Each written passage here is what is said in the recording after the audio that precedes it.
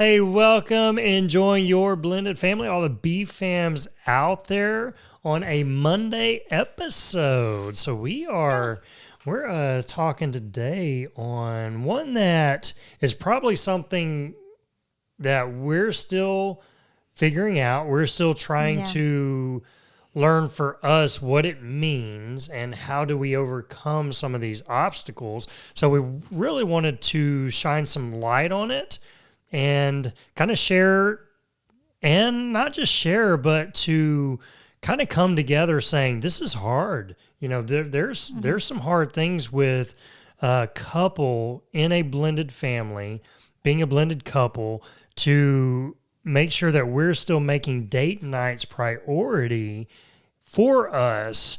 And how that's just, it's hard. We know it can be really hard. We know how important it is. And this is something when we are planning and talking our date nights, we come back to the same circle of busyness. And so as we were discussing, we're like, you know what? Let's just put it out there and be real, because if we're struggling this hard and we know how important it is, then we know you guys are probably in the same boat. So let's just lay it all out there. Let's talk through this together. Let's come up with some solutions and just keep working at it. So we're going to, in this episode, unpack it all today. Today's the day. Today is the day. So it's going to be good. Y'all stay tuned and be ready for this one. All right. So let's just get into it. Are you ready to get into it? I am. I'm ready to dive into this topic. So I'm ready to solve the problem. You're ready to solve the problem? I'm ready for this not to be a problem anymore. Well, Watson, let's investigate. Let's talk about this first. If you haven't heard or if you don't know, there may be some that are out there and like, well, I don't even know. Date nights are so important. They're so important for couples. Yeah. The kind of the order that God placed family is relationship with God first, then you and your spouse next, and then the kids. And that's kind of the priority. Now, that doesn't mean anyone gets forgotten or neglected, or, sometimes whenever people hear that, they're like, no, wait a minute, my kids are the first and they're my life. And, we get that and we understand that, but there's a priority level into that, because if you and your spouse don't have a strong relationship, a strong connection, that will fall apart and it will cause devastation to your family. And now you and your kids are walking through divorce, walking through hardships, and everyone here has probably already experienced that. And the hard part, I think, for us as a blended family is coming, and whenever we form new relationships and we start this, okay, our last thing didn't work, this one's going to work. We want this to work. We need this to work. And we forget the order. The order that God has for family hasn't changed, but it's a lot more complicated now whenever you're coming into a relationship with kids, to sit there and say, well, how do I put my husband, how do I put my wife before my kids? How do I put that relationship and make that a priority right under our relationship with God? How do I do that? And what does that look like? And so I think that's kind of where we get confused on that is, well, whenever we look at it, it's not that your kids get neglected by any means. I mean, if anything, when you are working on your relationship with your spouse, what that does is that helps your kids, that benefits your kids. And a lot of times in blended families, we still come in with that division and we don't work on it. It's like, well, my kids are coming first before my relationship with him or with her. And whenever we come in with that mentality, we've already caused harm to it because there's division. And we know a house divided cannot stand. So we got to be able to knock down those walls. Make sure you and I are having as strong of a relationship as possible. We're keeping God in the center, and then that's going to spill over and just pour blessings out for our kids so that now our family dynamics are operating the way God intended them to. And so our house is going to have more peace, unity, just connection whenever we're operating that way. And everyone's being cared for. And that's kind of what we're talking about. Yeah. And just to piggyback off of that, because I know like it is hard. You've seen spouses leave. So it is hard to think, okay, well, I've seen spouses leave, so my kids are my priority because they're my blood. They're always going to be with me. But if you do it right this time around, you and your spouse are going to stay together, and your kids, if you parent your kids the way you're supposed to, they are supposed to leave, and then you are left with your spouse. You want this marriage to stay strong, so you have to prioritize that. And I've heard it in a way where they say, you prioritize each other, and then as a couple, you prioritize your children.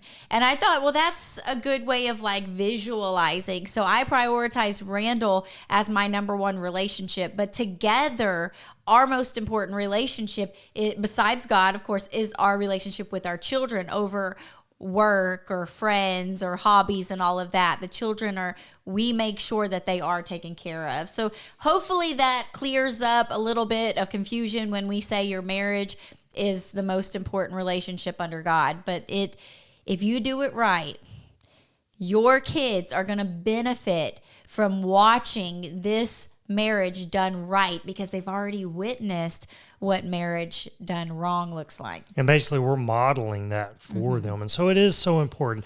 But that's why we're talking date nights. And whenever we say date nights, you've got to continue dating your spouse. So just saying date night, it doesn't always have to be at night. That's just the term that we use. But dating your spouse has to be a priority. And date night even more than just going out and having dinner, but having quality time together. And you do not even have to, just that disclaimer, and we're preaching to the choir here, but you do not even have to leave your house to have a date night. You can have a date night after the kids go to bed. You can have a date breakfast before the kids wake up, or you can just say, hey, this is mom and dad time. We're going to go over and sit on the couch and enjoy each other's company. Like just making and prioritizing time together to be able to connect with each other. Yeah, because if you're struggling in your relationship right now and there's a lot of miscommunication, there's a lot of, resentment, things like that, check yourself, check your relationship. Are y'all spending quality time? Yeah, if Are your y'all spouse is dating starting each to other? get on your nerves, Are y'all dating each other? that's a trigger or like a reminder, flag, a little yeah. alarm going off saying, y'all need to spend more time together. And I know it sounds opposite to say somebody that's annoying me, why would I want to go spend more time with them? But they want that time with you too. You both want. That's why you got married, is so that you could enjoy each other. If not, why not stay single, right? Yeah. So we're going to just unfold some of even though you may be like, yeah, I know, I hear you. I hear you, Scarlett and Randall. Y'all have talked about this before. I get it, but I just can't make it happen. And we're here to say, we get you. Well, and that's the thing. So we bring all this up saying that is so important, and we know this, right? And if you didn't know that, you know it now, that we have to date each other. That way we can stay on the same page. And what that does is that reminds us why we love each other, and that, it's so easy whenever we're not talking and we're separated, we start seeing all the negatives about each other. But whenever we're spending quality time together, that's when we remind ourselves of all the positive things. Then the negative things aren't that bad anymore. So that's why it's so important. But we say that, but in a blended family, it is hard to make it a priority. If I'm just being real, it can be a struggle. And ultimately, why it's so much of a struggle for us, because we were really talking about this beforehand, saying, well, we know this couple, and they just, maybe if we had started it right at the beginning and we made date nights just, it's so important that, we started off this way, but we didn't. And so now we're trying to incorporate it, and, we'll do really good and then we'll fail. And then we'll do really good and then we'll fail. And it's like, well, but we know this couple that they're rocking it there. We know this couple, they're doing good. But whenever we talked about, they're not a blended family. They're a nuclear family. Yeah. And it's like, wait a minute, maybe there is a correlation there. Maybe it's not just us, but it's because of the blended family environment, because we do have so many other external factors that play and pull into our family, that play into a blended family's dynamics than just a normal nuclear family. Yeah, and it's that trying to get a set schedule down and trying to be like, okay, this is how we're going to have our date nights every Friday night. But when you're in a blended family, you never know what's going to come up. You may have full custody of your kids and your ex-spouse is not in the picture. So you constantly have your kids and you don't have alone time, which would make you a little bit closer than like a nuclear family because you have them full time.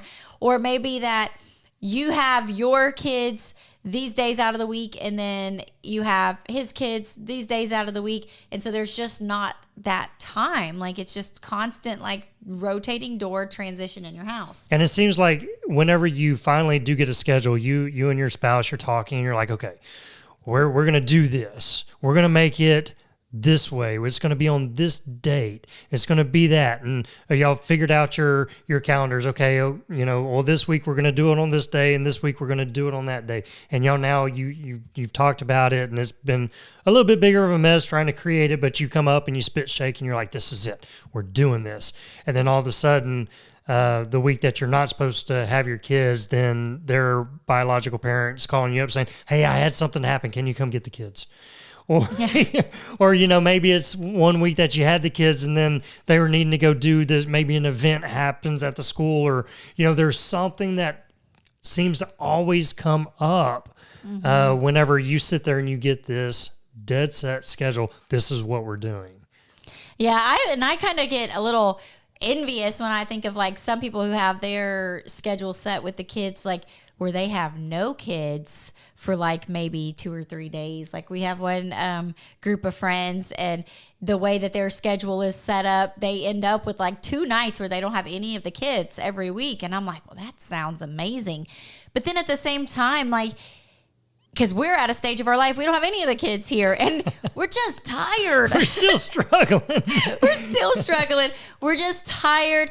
Life happens. These different seasons of life come up, and so we think, okay, well, once the kids are out of the house, then we will rock these date nights.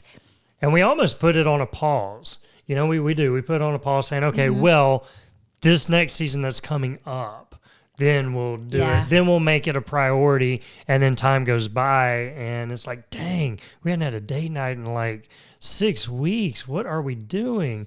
Now, if our dynamics have been a little different, because it seems like anytime that you're in transition, and we've been in a lot of transition, a lot more here lately, but it's easy too if you're working together, if you're constantly together in the same house. And, I know COVID has played such a huge role with this type of dynamic. We're seeing more of people are working from home, so they're always together. And you're like, why do we need a date night? We're always together. And so you don't make that a priority. But the thing is, now you're just in routine and you're missing out on that quality time aside from life, aside from kids, aside from responsibility, and doing something unique, something fun, or just going and talking and stuff. So there's so many different reasons and excuses we can come up with for this. Yeah, and some of them are like, oh, I don't have an idea, but I've got to the point where I'll start chasing down date night ideas. Oh, I should get us this and we could do this, and I get really excited, and sometimes I make it too big of a deal, I guess, to where, and we've talked about this on some of like the date night stuff, the boxes and stuff, because they're amazing because they come to your door and they have the idea in there, but then I'll put it off because I'm like, well, I want it to be real special. And I know right now we're both tired, so I don't want to do it this night. And I keep thinking, well, I'll do it later, we'll do it later.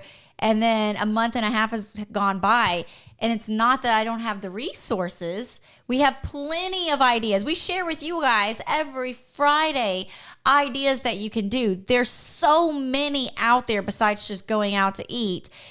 But they do take a little bit of effort because you're getting outside of your norm. But it's also so important to do those things outside of your norm. Yeah. Because they're going to be the things that make the memories and create these just like new moments together. And so it's this limbo act of like, I have a whole shelf of these dates that we need to do, but I'm too tired to do them.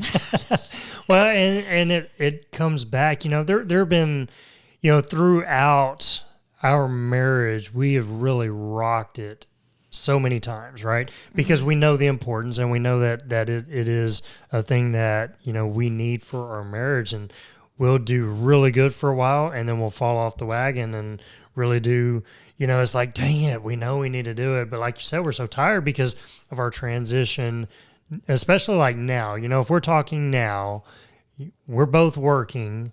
I'm working a lot, you're working a lot, and now on top of that, we get the privilege to watch our grandbaby.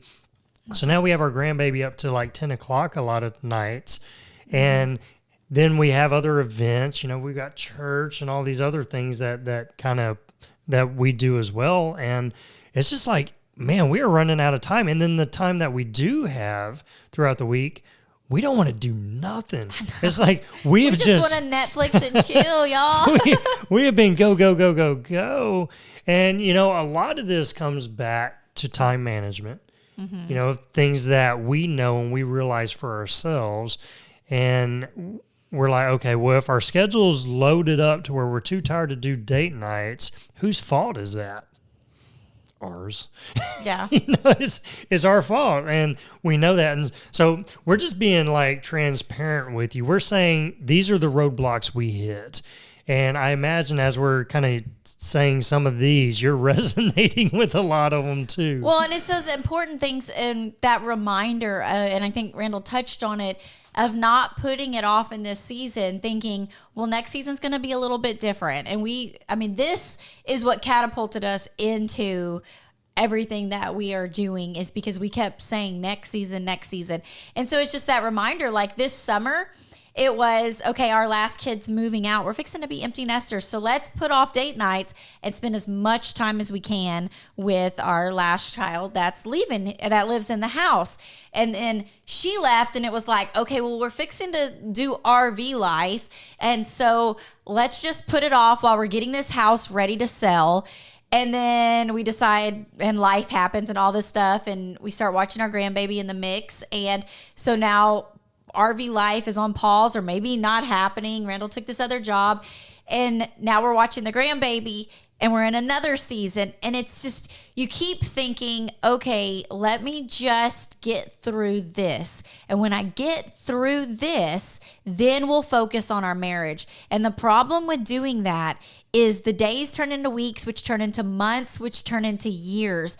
And then before you know it, your relationship has become so strained because you are not connecting on this level. And if you were go, go, go, go, go, and keep waiting for the next season, if you get to a point, I bet you can look back at your last few years, and every single one of those years had some sort of transition or busy time in it that you decided, okay, let me just survive this. And we get in that survival mode, and we put our relationship with each other on the back burner, and then it comes to bite us in the butt. And it breaks our heart to see marriages that come to an end when it's two people that completely loved each other in the beginning, but because they let life come in the way and they didn't make that priority and become intentional with each other, now they can't see why they even got married in the first place. Yeah, it is. It's such a powerful thing. Dating each other is, honestly, if we spend more time together and we make this a priority, that would probably take care of most of any of the marriage fights or marriage disagreements or blended family issues that you're facing just by spending time together. I know whenever we were going through a lot of our major blended family challenges, we could have done one of two things. We could have let that just be that wedge between us and would have been real easy to do, or we could have come together and united as a front and worked on us. We chose to come together, united as a front, and work on us. And we are now reaping the blessings from that in our family. And not just us, but now our kids are benefiting from that as well. Even now they're entering into adult years. They're still coming to us. And, we have some of the best relationships we've ever had because we stayed the course, and we said, we've got to make our relationship a priority. We've got to come together and communicate more, date more, do more of these things. So it really is that important. It really is. But we have some ways, we got some action things that we can do to help eliminate a lot of these problems. So we'll dive more into that here in just a minute. So y'all stay tuned. Blended families can be hard at times, can't they? Have you ever said, I don't feel like me and my spouse are connecting? Or I'm bending over backwards and my stepkid still pushes me away? Or do you feel like your family's doing okay, but you'd like it to be more than okay? You want your family to level up, take it to an even stronger level. The truth is, we're all looking for more joy and happiness in our lives. So how do we start seeing that in our blended family? Because really, our family is the first place we should truly be enjoying and having the most fun with. So how do you enjoy your blended family? You create more fun opportunities that your family loves doing. These are big things, they're small things, things that cost money, things that don't cost money. But the more fun you have together, the less blended family drama you'll have, which equals more joy and happiness for everyone. Now, you may be saying, yeah, but I don't know how to do that. I don't even know where to start. That's okay.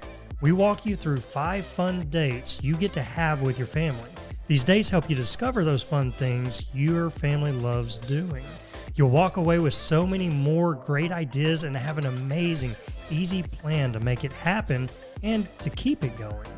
Plus, you get to have a lot of fun discovering all this in the process. We walk you through everything and make it really fun and easy.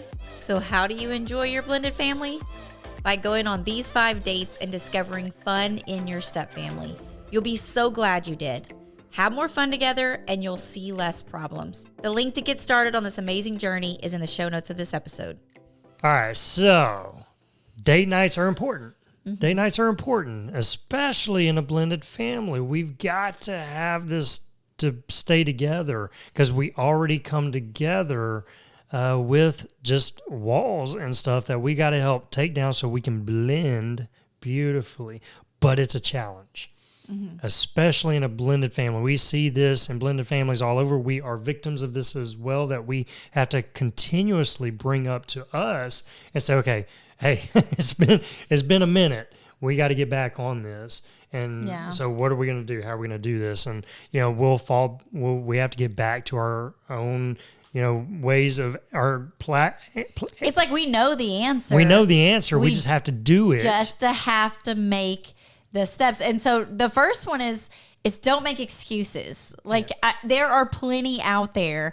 Whatever season you're in, you have plenty of excuses of why you can't make time for it. But ultimately, you have got to figure out a way. And I say you, speaking to us as well, the excuses aren't going to change anything. But use those. The old saying, excuses are like buttholes? Buttholes. Everybody's got one. Yes. Yeah, everybody's got one. So don't. Or the clean version of that, belly buttons. Excuses are like buttons. That's a good one too. Yeah, that's true. I should have went there instead of the I'm other way. The one that's sorry, guys. I went south instead of. But you did go south instead of the equator. I was thinking to say instead of north, but then that doesn't make sense. So yeah, I don't know what I was doing with that. But use your excuses as your catapult to, okay, we have all these reasons why we can't. Well, those are your reasons of what needs some shifting. And sometimes it is thinking outside of the box. And that's why we are so passionate. That's why we do Fun Fridays. Sometimes it seems silly. But we have this podcast and we come in, we talk about an idea that you can go on a date. But we want to help eliminate the excuses, and we want to give you solutions in these areas. So write down the excuses and then brainstorm. Pray about it and then start brainstorming. God, how can we prioritize our date nights? How can we make these excuses and then find solutions for them? Yeah, let it be fuel. That's such a great point, because it is, if not, we allow it to be a stumbling block and, we can't do it because of this. Well, that's not, that's not going to work. You got to know that as priority. And if it's a schedule thing, as I said before, who's in control of your schedule? If that's it, then maybe that's what you and your spouse need to start talking more about. It's like, okay, our schedule's too busy for date nights, and that's our excuse. How can we manage our schedule? we need to cut some things out so that we can make date nights priority. Yeah, What are we going to do? What are we going to cut out? And I feel like sometimes it's stepping on toes, but I also think it's reassuring to hear somebody else say this, that your family is more important than your kids' sporting events. I mean, the percentage of them going on a scholarship and going on to be a professional, whatever, is slim. Now, I'm not saying completely cut it out, but if you are prioritizing extracurricular activities over your marriage, then that is something that you need to really have a sit down conversation on, and maybe limit some stuff, maybe not coach the team as well. You know, if you did it for a season, take a step back and then use the night that they're at practice that y'all have your date night together. Put the kids in some extracurricular activities and say, use it for your advantage. On Mondays, you go to dance. On Mondays, you're going to basketball. And on Mondays, we're having our date night. Be creative with those kind of things. But I feel like we need somebody to tell us you don't have to put your kids in every single thing, that them seeing your family as a unit is more important than all that other stuff, especially in a blended family. They need you to have this time together as a family. So look at that schedule and really start to look and see, how can we begin to cut some things out? And, you know, if we're stepping on toes, I'm even going to say that your family is more important than your work. Boom. You know, that is one of those. Okay, well, I'm going to take it a step further. You can finish, though, and then I'll take it the next step. You know. Okay. Yeah, so family is more important than your work. You know, we can work too much, and you may be like, well, Randall, but I've got to work 20 hours a day, you know, just because we've got all of this over here. But the truth is, you're manager over your budget. So maybe y'all can cut some things out. Maybe you don't need the $800 truck payment or something like that. That way you don't have to work as much, so that you can spend more family time or spend more time with your spouse or do things like that, you know. And that's just one of those things that, you know, I know for us guys, we can pour a lot into our work, and our kids need us home. Your wife needs you home. You know, you can't be that stranger in your house that just pops in and out and be like, well, I pay the bills. You know, I mean, if you're doing that, you're missing crucial opportunities in your family for you to be that male role model that your kids need, that your wife needs. So, you know, it's one of those that you know, our family is so important. And we can put other things so often in front of it, when we need to cherish that. We need to cherish what our family is to us and make sure that we are spending that time. Okay, you ready for this last? Oh, this is another toe stepper? Yeah. Your family is more important than your obligations at church. Boom. And guys, we say that because we love the church. Oh my goodness! We love the church. We believe in the church. We believe is so important. Jesus died for the church, for us to have that community together. But you cannot put your church obligations, the things that you volunteer, because the church will suck you dry. And I do not mean to say that in such a harsh way, and I don't think they do it intentionally, but there is such a need in the church. But there are people that, like you, that have a heart to serve, and it's endless. And they continue, the church needs people to volunteer, but it takes advantage of a small select people. And I'm not talking one church, and this is a worldwide problem going on in churches, that small select people are making sure that everything gets done in the church, and they're prioritizing it over their family, to where either their family breaks up in the process, or they leave the church because they blame the church for the process. And that breaks our heart for both of those things. And we had to learn the hard way too. Yeah, this is one that we really struggled with, because we would put the church above our family and even vacations, things like that. And it really struggle. It caused a lot of struggles in our family dynamics. There were a lot of missed opportunities that we had because of that. We made great memories, but with other people, and with our kids with other people, but not as a family because of that. And we say that because there are select people that this affects. Now, the problem with the church, I'll go a little further with this. The problem is church is needed. We need to be in church. And we need volunteers. But the problem is the church can't operate just on staff. They've got to have volunteers to make sure everything runs. And I forget the last percentages that I heard, but it's only like 10 or 20% of the members actually serve in the church and do something. So what that means is that the whole burdens of the church falls on them to help make it run. What would happen if 100% of the church volunteered? Mm-hmm. Now that 20% that gives everything to the church, doesn't have to give as much. Now we can spread the load, we can share, and it's just a powerful thing. We believe in serving in the church because that's when you really find your true calling, and God shows you so much more of who you are when you serve in the church. Mm-hmm. But there's so many people that don't. So we just want to throw out the warning to those who are that part of that 10-20% that you're giving everything. You got to put boundaries up. You got to set boundaries and make your family priority, and then the church. Because if not, you can get sucked into it because the church needs a lot. They need a lot of help. And we believe that that's when Jesus was doing church with the disciples. That's what it was. Everybody coming together and using those gifts and talents. And that's what, if we were all doing, like Randall said, and we were all using the gifts and talents he put inside of us, it would lighten the load to where this wouldn't be an issue. But it's very unbalanced now. So if you're the person that's not volunteering at all, I hope this convicts you, but not when conviction, it's not a bad thing. It's just something that like changes in your heart and says, ooh, maybe I should volunteer for the church nursery if you love hanging out with babies, or if you have a musical talent and being on the worship team. So it's not the same person that has to play for 2 services every single week. Like, use your gifts to serve God, to serve your community in that way, and it would make it so much easier on everybody else. But if you're the person, we just came out of a season of going from one church into another, and we've been there about a year, so we're really starting to get plugged in, and we just walked away from a busy week, and we were like, wow, we cannot let this happen to us again. Like, we have got to put up our boundaries. So wow. So that's our little soapbox. That's our soapbox on the church.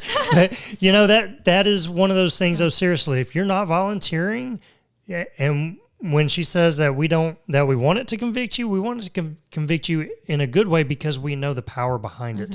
We're saying that from personal experience because God will really move in you when you move in the church. So it's really powerful. But so that goes along with the excuses, right? So we went kind of down a very passionate path for us in that, but that's part of the excuses is we got to let the excuses be fuel. But now the second thing that we can do is to make date nights priority in our marriage. No, I'm just kidding. To make date nights priority in our marriage. The second thing, the most powerful thing we can do is put it on the calendar. So you get your calendar out, whether it's on a phone or whether it's hanging up on your wall, but you and your spouse are coming together week by week and putting date night on your calendar. So we tried doing that on Sundays, but then what we would do is we would come together because it's a really powerful thing, not just to put date nights, but to talk about the week coming. What do you have coming? Oh, I've got this, and this on these days. Oh, we got to get the kids here. And then y'all both are organizing your calendars together. That's another effective way to communicate in your marriage. It is very powerful. I would highly recommend you doing that. But we would try to do that on Sundays, and I'm like, babe, I'm trying to take a day off. I ain't trying to think about next week. I don't want to think about next week yet. And so it really kind of got to that point for us. So it's like we need to do it at least on Friday or Saturday if we're going to make that happen. Or we're coming together Monday and then, so whatever day you do it, I encourage you that you and your spouse are coming together one day out of the week and talking about your next week. Get your calendars in sync, but put a date night on there. When can we put a date night on there? That way, when things change, as they will in life, as they definitely will for a blended family, that you're looking at it week by week. But this is one of the high ticket items you're making sure gets on the calendar. Yeah. And I mean, even do it when the month starts. That way, because that month is going to start filling up really quick. Yeah. So before the month, before February ends, pick a few days to put on the calendar for March. So that way, when stuff starts to come up, you can look and say, oh, no, I'm busy that night. And I know we if you listen to us, we say these same things because they're just good principles to do. But to be able to tell them, no, sorry, I already have obligations, there's no guilt in that. That is your boundary. Write it on the calendar. And it's not like, oh, well, now you have this pop up. Well, maybe I could sorry. If it would have been your kid's sporting event, you would, without a problem, say, sorry, I'm busy that night. But for some reason, when it's date night with your spouse, it seems dispensable. Okay, we could just move that to any day. No, this is important. So we've got some on that time. And if it's a busy week, then what you're doing, you're planning something that's quick, it's easy, you don't have to leave the house. Maybe it's after the kids go to bed, y'all go snuggle up in the bed, and just maybe talk about the day or something. It doesn't have to be anything crazy, and it doesn't have to be a night thing. Maybe it's, hey, this week, we can go grab some lunch together. Your lunchtime, I'll come meet you. We'll go grab some food and just talk, or something like that. So it's, by doing it week by week, you can adjust your schedules and say, hey, are we too busy? Do we need to do something kind of quick, or do we have a lot more time? And hey, let's do something. I'm going to take you out to Applebee's and get that Bourbon Street steak. We're gonna do that. We don't even have an Applebee's. We don't even have it. I was thinking of the country song. Oh. I was like, wow, okay. As date night, they're going to Applebee's. Going far. But the important thing is that you're coming together, talking about your week and putting it on the calendar. And the last thing is to have grace. Mm-hmm. Have grace with yourself. Have grace in your marriage. You're not going to get it right all the time.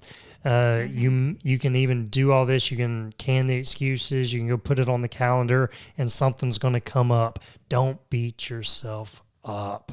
Give each other grace. Give each other a hug and kiss and say, hey, we're not going to scratch it. We'll just move it. Let's shift it, and it's all right. And we had Randall was being so sweet earlier in the week, and he's like, hey, you want to cuddle and finish watching this movie, which we have yet to do. And I was like, heck yeah, that sounds like a great idea. And I love that he sent that text to me during the day, and I looked forward to it the rest of the day. Well, when it finally came time for it to happen, my daughter calls and she's upset. And now I'm on the phone and he walks in what's going on? And I'm like, sorry. And I'm talking to her. It's, it happens. One of those things. And I think before that, it was my son, their dryer broke. And so him and the baby and his wife, they all show up to wash clothes for the hour before that. It was just an unexpected event that we didn't have prepared. But that's what he's talking about. Give yourself grace. You can plan it. That's why we say plan 4, do 1 a week. So you have 4 out of the month that you're shooting for. You might only get 1 done that month, but it's at least 1 more than if you didn't plan for it at all. That's right. And that's the powerful thing behind this. And as we sit here and we say, hey, we struggle with this, because we do. There are some really busy seasons, and seasons of transition are always the hardest, because that's when you don't have a good routine, or your routine, you're trying to figure it out.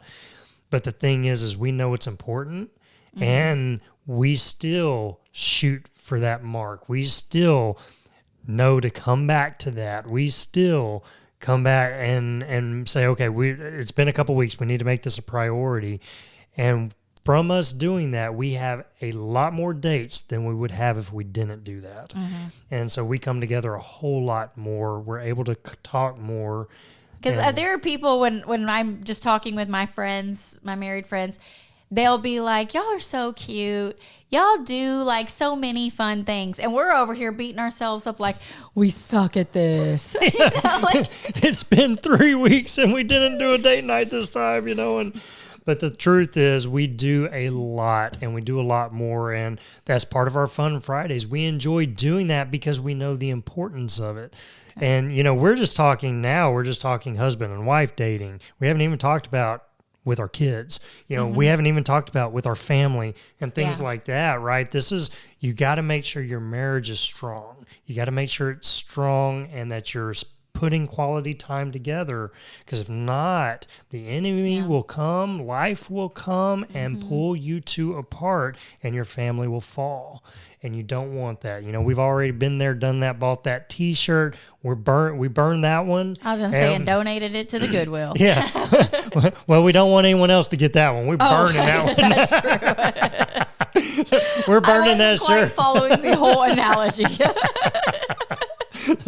So yeah, we got a whole new one. We are redeemed in Christ. And so it's a beautiful day, beautiful marriage. So there it is. So make date nights a priority, but know that it's hard. It's hard in a blended family. We get it. We experience that. But there are a few things that we can do to try to mitigate that and make it a priority. And so I'm going to go look up mitigate. When we do, it is a beautiful thing. You will have a great marriage. Your kids will benefit from that. You will benefit from that. And then years later, you're going to look back and be like, hey, you're reaping some pretty awesome rewards. Let this marriage be your last. Yeah, this and that marriage happens is not by last. accident. That That's happens right. Takes by work. work and prioritizing your relationship. That's right. So good. So good. So listen, we love you guys. Go date each other. Make it fun. We say that, but it's a fun thing. Why aren't we doing more of it? That's crazy. It is. Date more. It's fun. When he gets into Have that fun in voice, life. where did it come from? I have no idea. He was Randall, and then he's that guy. He's that guy. I'm a man of many talents or people or a personality. I don't know. Maybe that's it. Multiple personalities. Yeah, but that could be bad too. So we don't, I don't know. We're just having some fun here, guys. Listen, we love you. Y'all have a great week and we'll see you on the next episode. Later. Bye. Thanks for joining us today. We hope this episode has been a blessing and encouraged your family journey. Make sure you stay connected with us and join our weekly Blended Family newsletter. We send an email out every Friday morning full of support and encouragement. And when you join, we also want to give you a free gift. So go get yours today. The link is in the show notes below. Have an amazing day. Remember to enjoy the journey with your blended family, and we'll see you on the next episode.